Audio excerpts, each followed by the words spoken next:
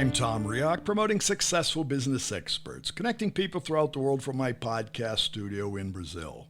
Joining us today from New York, Francie Jain, founder of Terawatt.co, connecting talented coaches with employers committed to the professional growth of their employees. So, Francie, how is soft skills education related to burnout?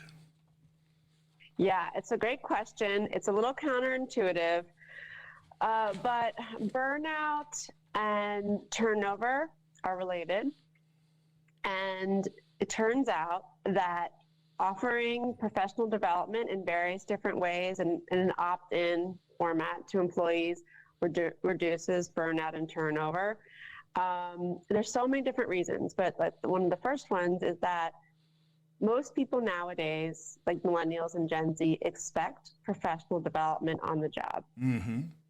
When I was a young worker, I'm a Gen X, the perspective was, and the baby boomers' perspective, right? They're my bosses.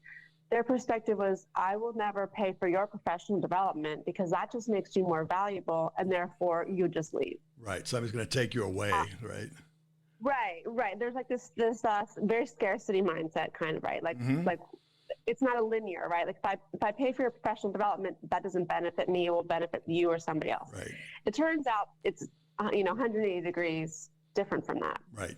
When you support the professional development of employees, it actually makes them more loyal, and it makes them better at their job, which then makes increases innovation and profitability and revenue for employers. So the burnout thing is a little bit more complicated, but when you empower the whole community to make solutions and solve problems instead of fighting with arbitrary rules, that can be a big change. And so what happens is, if you're able to do the professional development and offer it throughout the organization and truly admit that everyone in the organization is a human with a brain and that we all might have good ideas, then it ends up really infiltrating the whole culture so that people they just don't have the same burnout problem. Because ultimately, my philosophy, my theory is that burnout is an institutional problem. It's not an individual problem. It shows up in individuals. Right. It's cultural. It's actually cultural. Right. In many places in the whole world, it's cultural. Exactly. And so the more that you believe that there's a value to developing the people you have instead of jettisoning them and just attracting new people, the better off the whole organization will be. And well, to that point, you don't wait for the fire to start and for people to burn out. You didn't want them to smolder, right? You want to get in before anything to create an environment where things don't smolder. Yeah, exactly. And I think one of the things that's really interesting is I love to think about burnout in medical environments because, and it's the same with a lot of other organizations too, but burnout is related to patient experience in hospitals, right? So the higher burnout is, the lower patient experience is, and the higher burnout is, the higher medical errors. All these different things are correlated, and it's really the same thing for like a retail store too. Like you got burnout employees, people probably aren't buying as much. Right. No, they become robotic, right? They stop actually thinking and reasoning. That's any profession. Yeah, exactly. But there's something about, I think there's just like something in the gut where people think, oh, well, it's not linear. I don't get it. I don't know the benefits. And actually, there's like 25 years of human capital research. So there's actually a ton of research about the benefits of this. So anyone who's worried about the data and not this being woo-woo, there's a lot of research you can find. Well, I'm looking at your site now, and I see basically what you do. You say solve turnover with coaching, right? So what you do is to connect actually talented coaches with employers who are interested in not having the problem, right? Exactly. And like what we were talking about a little bit earlier, when people have a turnover problem or a burnout problem, they're not really even sure where to go. Like it's not like you type in Google, like, what's the solution for burnout or what's the solution for turnover? It's very hard. And then likewise, you're not really typing in typically, where do I find great group coaching? Right. Well, that's true. And that's the way it is today. Right. And so, what I like trying to say to people is, listen, like like I said, it sometimes can be counterintuitive, but group coaching and bringing up groups of people together with really talented content and coaches starts to really make a dramatic change to organizations. And so, we really have three groups, three like stakeholders. We have executive coaches who've been doing this for a long, long time, who create their own content. We don't have any, Terawatt has no content. We're a marketplace. Okay. We just think we want all the stars in the sky. And everyone's doing different stuff. And they have completely different backgrounds. And so we want all that diversity. And then we contract with employers who have a problem. And we are very clear on, like, let's try to quantify the problem and the impact and what you're looking for. And then they are buying the professional development or the coaching on behalf of their employees. And so those are the three stakeholders, and they all get a ton of value out of what we're doing, because I really designed this to the value to be in parallel, and no one group is disadvantaged. I'm also looking at your site, and I see you're very open to diversity, and that diversity is on both sides of the table.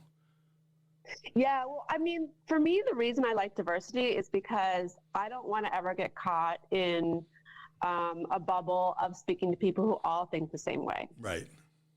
I guess people aren't the same. We got 8 billion human beings that are all different. Yeah, and I find that I learn the most actually when I spend, it's not easy, right? No. But I learn the most when I spend time with people who are really different. And part of that, and then the other thing I would say is, like, we just never know what an employer is going to want to hire. Right. So we effectively create RFPs for the employer, for requests for proposals, and we send that out to the coaches. And so the coaches will send their proposals, say, hey, I've seen this before. I recommend XYZ. I recommend these hours. I recommend this cadence, blah, blah, blah. And then the employer has a list of 5, 10, 15 coaches and proposals, and they choose. And one of the things that's so fun about this is I couldn't tell you, they pick people for completely not random, but reasons that make sense to them, but reasons that aren't clear to me at the outset until they start to explain it. And I think that, like, the more diversity we have, the more choice that brings the buyer. And I think as a result, then you have a better solution, because you're picking exactly what you want, and we're able to customize it to be exactly what you want and need. Well, like I said before we got on it, it's not vanilla ice cream. There are so many flavors, right?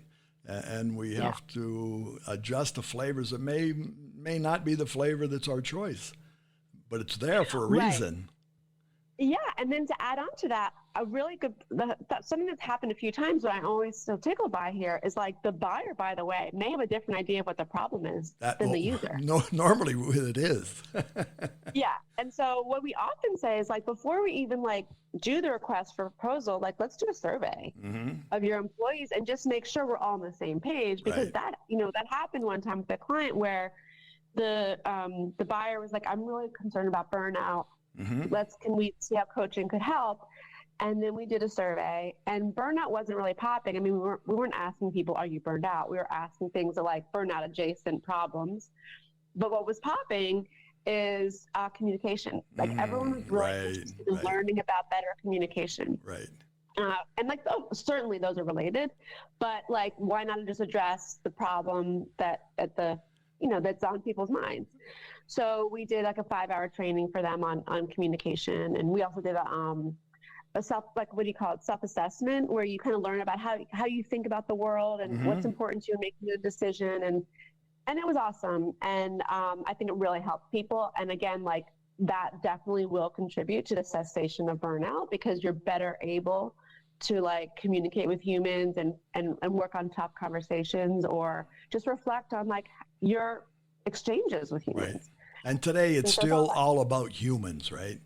So I mean, there's, like, a lot of chatter about AI coaching, and I think it is awesome. I mean, like, that's great. Listen, but I finally figured out the analogy. And I use ChatGPT all the time. Like, I love it. And it's really good and helpful for me for writing things. And also like not facts, but like relationships that you can't easily get on Google. Right. But here's the thing. It's like, if you are really, really good at Spanish and you know how to write a beautiful essay in Spanish, but you have never spoken to somebody who speaks Spanish, you will go to Spain, you'll go to Mexico, and you'll have no idea what's happening. Right. And so it's the difference between knowing a fact versus knowing how to do the thing with another human. Or feeling the facts. And that needs to be practiced. Right. Yeah. And it just needs practice. It needs feedback. It's like there's no shortcut. So how can our humans find you? Oh, humans can find me on our website. I'm very active on LinkedIn. Terawatt's on LinkedIn. That's probably our best social media place. You can follow us on LinkedIn, or feel free to reach out to me on LinkedIn or our website. I'm very attentive to all emails and all communications, but that's probably the best way. Very good. Well, thanks for sharing today with us. Yeah, thank you. Thank you for having me. And for our audience, more information about Francie Jain, it's Francie, the last name Jain. The company Terawatt, Terawatt.co. Find her on LinkedIn.